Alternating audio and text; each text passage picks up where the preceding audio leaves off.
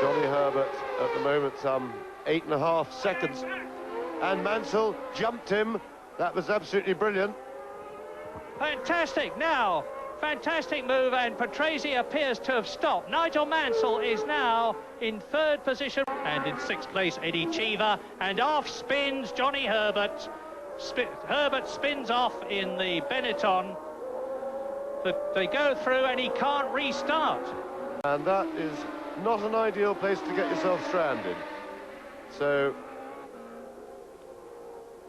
a sad end to Johnny Herbert's race. Well, he's got the engine running, but I would think they will disqualify him for receiving outside assistance, and that's if he can get out of that sandpit. And Prost has yet to take his fellow Frenchman, René Arnoux, who says, the reason I'm going so slow these days is that I'm used to turbo cars, and these normally aspirated engine cars are a very different kettle of fish to drive, he says.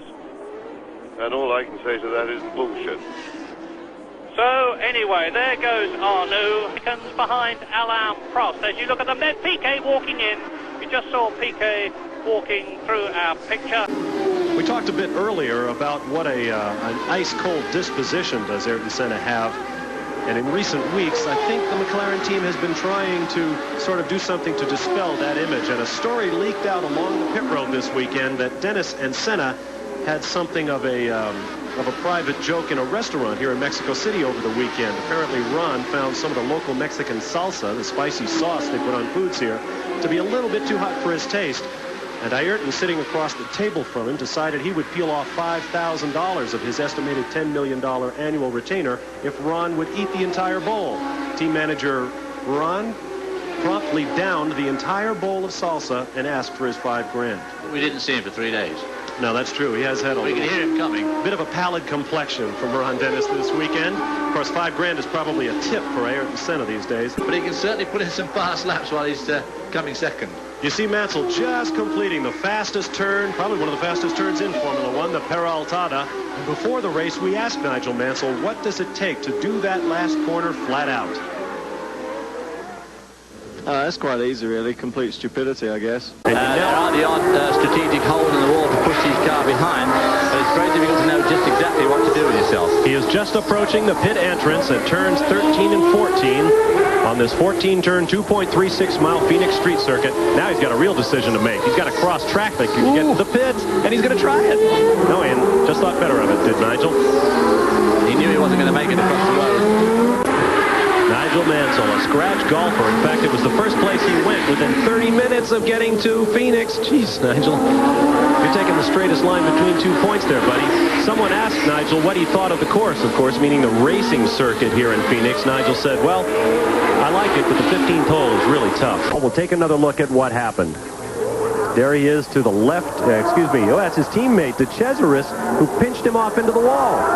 Well, that's the second pinch of the afternoon for Patrese, so I suppose we can call him the pinch hitter of Formula One racing. Now there you see the car of, looks like Andrea de Cesaris there, and his Dallara crew. Okay. Okay. Good idea. We don't want to waste any racing. No, they'll give him a lap. Now. That's right, it's lunchtime here in Canada. Nice day for it, too. What weather for a picnic, hey, guys? It's kind of nice being in the booth here, Bob. I know how Marty feels. All you can do is follow that rain light and then pull out of the way, and there goes Patrese on the inside. Arnoux doesn't want him to do it. They touched rear wheels. Arnoux is being pushed over in the guardrail, but Patrese, these are the two biggest, I hate to say it, but both of these people are considered the two biggest crashers in Formula One, but they somehow got by one another. That is certainly news for headlines, both in Italy and in France. The car ran perfect, and I could have finished second with that, no trouble at all. After such a long time, how was it to be in the lead? I almost forgot, actually. You know, I didn't know what to do when they hung P1. I didn't know what they meant. Congratulations on a good ride, and better luck next time. Well, guys, you know, Camel Lotus has not had a lot to smile about all season long, but you can see some smiles and even a little humor by one of the team members. He's willing to sell his Camel umbrella for $5. It's a little used, but you got a great deal. And before the mechanics can get dry and change their clothes. There is a little song and dance out of the Lotus boys. Wonderful knees action, guys. Kick a leg for us. There's no boredom in this race whatsoever. I can see that. Well, as usual, unfortunately, our camera car, one of our camera cars, bites the dust incredibly early. We haven't had... They've become a bit of a jinx this year. Everybody now is getting really gun-shy about having the cameras on their cars because for some reason or other, a normally reliable car just goes all wrong. Look, there you are. See him pull it. Something less than the high-speed picture we expected to get out of these cameras. Midway on your screen. There you see his brakes lock up. He loses slight control. Runs into the back of one of the Williams, Boutsen's car. Takes the wing off Nigel Mansell's car. Gerhard Berger is forced to go down the outside, skating down on that very substantial roll bar. Gerhard Berger, what did you see in that melee? Somebody overtake me in the air and land in front of me with the head down. It was quite a nice thing to watch. It's a time like this where I don't know if Mauricio Gugelmin feels that he's the luckiest or unluckiest driver in the world. Was he unlucky to be in the accident or lucky to survive this rush with really death? This is Mauricio Gugelmin's helmet. And as you can see, he has ruined a $500 paint job. This was scraped off by the actual tarmac, by the track, while he was underneath a 1,200-pound Formula One car. David Hobbs, has that ever happened to you? I'm glad to say that it hasn't. I had a few near calls, but I've never actually scraped the paint in my helmet along the road. But it's a pretty unpleasant feeling, I imagine. Boy, just when he needed it most, Alain Prost swept the table, takes the pole at record time, and now extends his own record for Formula One victories with his 37th. Well, my telephone number is Switzerland, and I am waiting for the phone call. I am not driving for McLaren anymore. There's a lot of flap down in the Ferrari pits at the moment. There are little black bugs that have inundated Silverstone over this weekend due to the very warm weather. And they are attracted to yellow. And unfortunately, Ferrari and the Lotus boys have been flapping all weekend long. Now, the Ferrari boys to have claimed that WD-40 solved this, so they told Lotus, and everyone at Lotus sprayed themselves with WD-40, and of course it was a joke. Sorry, John, we need to break in. Racing at all. And we've got the 28 of Gerhard Berger now parked by the side of the road. Berger was running a tight fourth position. 5 seconds behind him as Gerhard Berger, with his helmet on for some reason, perhaps just to keep his head dry, sprints back to the pits. Oh dear. It's a good touch by the organisers, incidentally. Now you have high intensity rear lights. How close to the car in front do you have to be before you see that rear light as a danger signal? I think you have to push your actual helmet against the light to actually see it. All right. Well, stay with us, Johnny Herbert. Lap 15. Lighter. There we see, looks like Capelli into the sand. I think it's Capelli. Oh, here we see Ivan Capelli. Didn't even see any wheels. I think he just drove off. Yeah. No problem, obviously. No problem. It's a big problem. The problem was with the guy who fell over the fence. Yeah. Ah, the emotional Italians. Great people. Before Mansell comes out, in which case the Italian will be in the lead. Yes, Thierry Boutsen has put up a new fast start to the race on fresh tyres, and there's confusion now. Mansell's missed his pitch.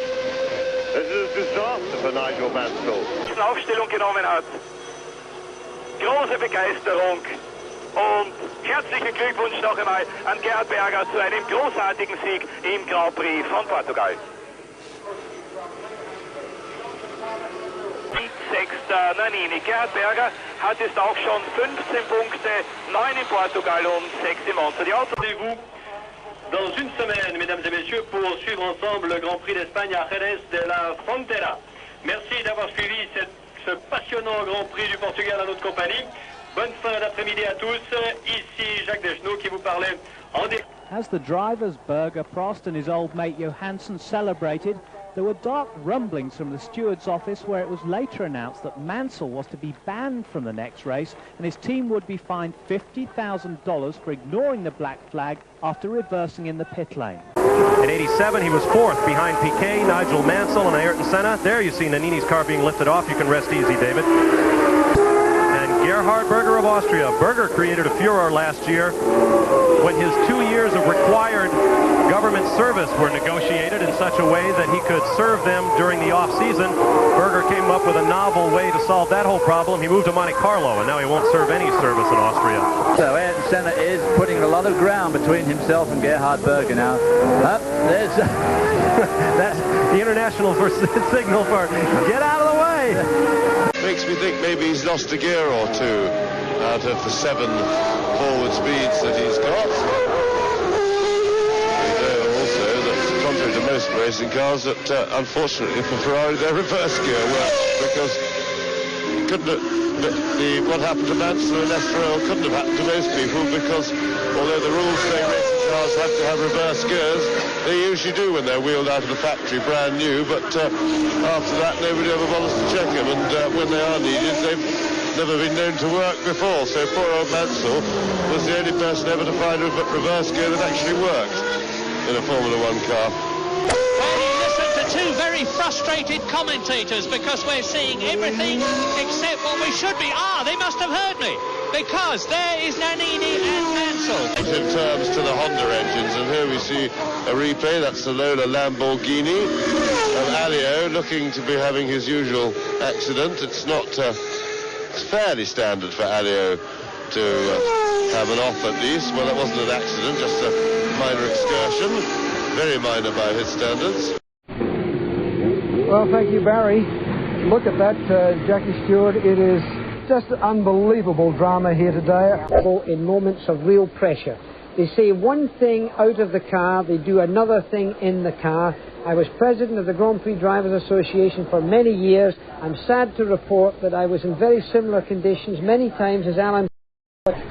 Don't you think it's a little bit of a case of officials playing with people's lives? No, I think that's a little strong.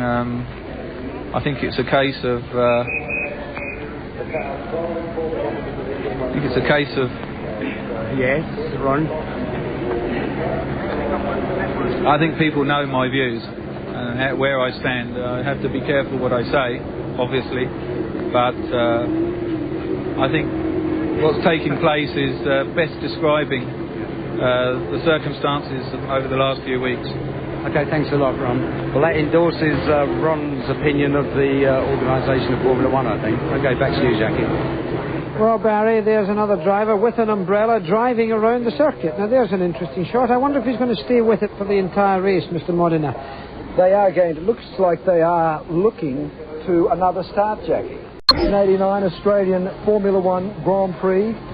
We don't know whether Alain Prost is in fact going to start or not.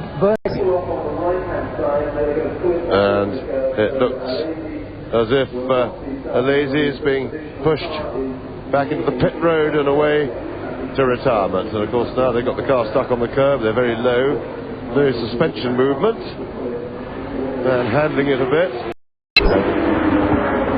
Martin Brundle in major trouble, no rear wing, he's gone off somewhere. Senna has only got 3 wheels. My goodness, Senna is out of the Australian Grand Prix. We are going to have a new race leader, and as in Canada, it is going to be Thierry Boutsen, followed by Patrese. He may do a build-up and try and drive the rest of the race on 3 wheels. And there's the Tommy on the curb yet again. And in fact, they've swapped places a couple of times. Nakajima still ahead, but Leto still hounding him as Boutsen finally finds a way by. But Pirro's job for the team is very much done. A lot of a fist wave from Boutsen.